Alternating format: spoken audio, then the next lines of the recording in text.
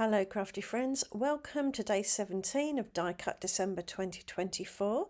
Today I'm going to make a new home card for you using these dies and following this sketch. Feel free to take a screenshot now if you'd like to keep a copy for yourself. Before starting today's card, I flicked through my technique tags to get some inspiration to find a technique that I wanted to start with, and I got as far as the stamping tag and decided to add some texture to the background of my focal point by stamping with a tree ring stamp.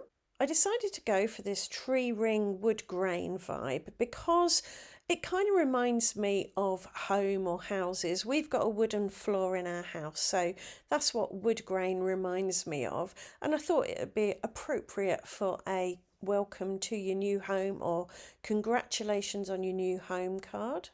And I wanted to do something a little bit different, so I decided to go for an emboss resist technique.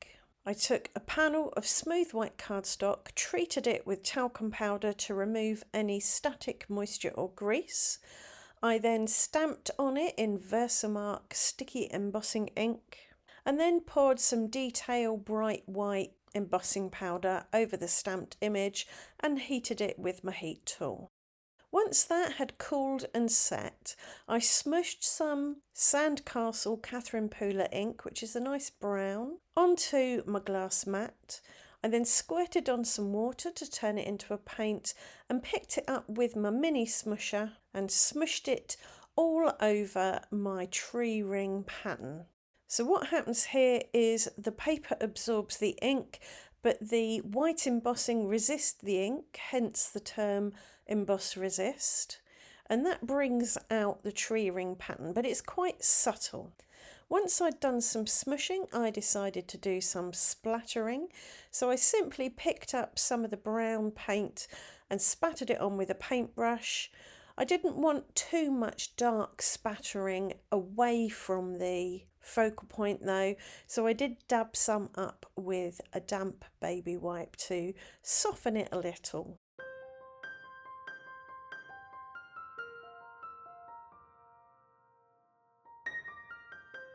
Once that was all dry, I stuck the panel onto a card blank.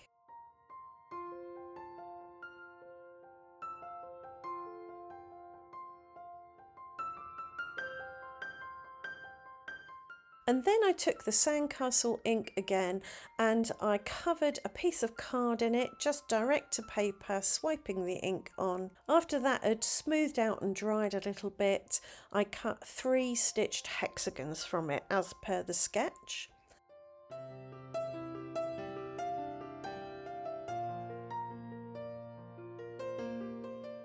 I wanted these to have some texture. I did think about embossing on some sort of wood grain pattern, but then realised I didn't have a wood grain embossing folder, so I chose this stripy chevron embossing folder and used that, and they almost look like leaves.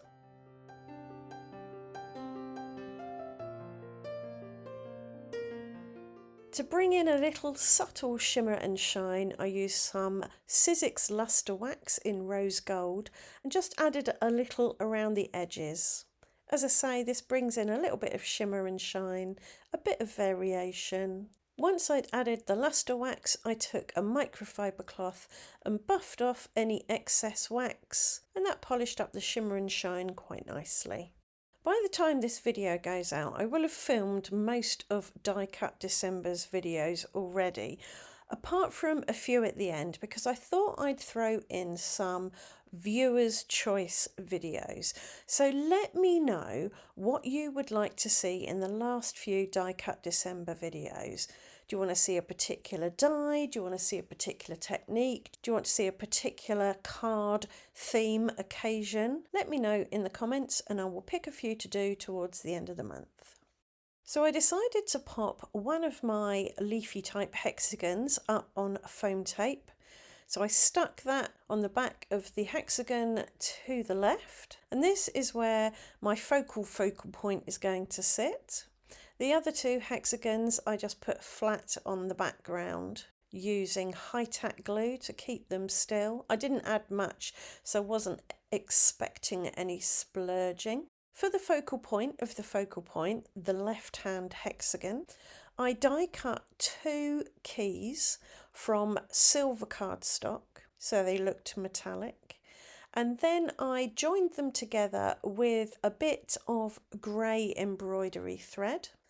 I then added glue to the back of the larger key and stuck this at a jaunty angle over the left-hand hexagon.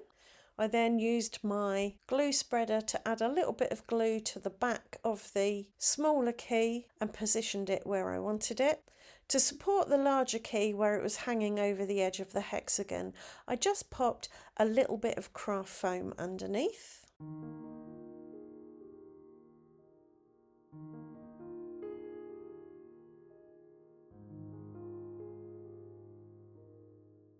And for my sentiment, I simply stamped in black on white card and then die cut that out with a stitched rectangle die and stuck it down over the top right hand hexagon. And I overlapped the hexagon that had the key on to kind of join everything together.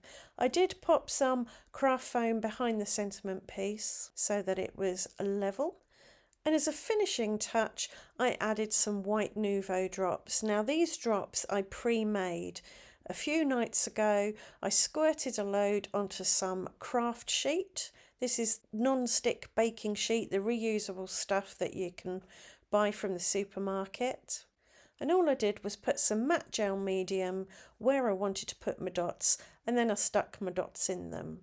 And the advantage of doing it this way is that the dots, once set, are not going to absorb any colour. With white Nouveau drops, I find if you put them wet on ink, they will absorb the colour, and sometimes that's great, and sometimes you want your white dots to stay white dots. So by pre-making some, I can stick them on ink and know they're going to stay white. To mop up any squishy splodges of matte gel medium, I just used a little baby wipe and carefully dabbed that up. And that was this card finished. Don't forget to let me know what you'd like to see in the last few videos of Die Cut December. And I hope you've enjoyed today's video and it's given you lots of ideas to use in your own card making. And maybe something else to add to your technique tags. I'll definitely be making a tag for Emboss Resist. And if you'd like to see more from me, do subscribe and ring the notification bell. And I will see you back here for tomorrow, day 18 of Die Cut December. Thanks for watching. Bye for now.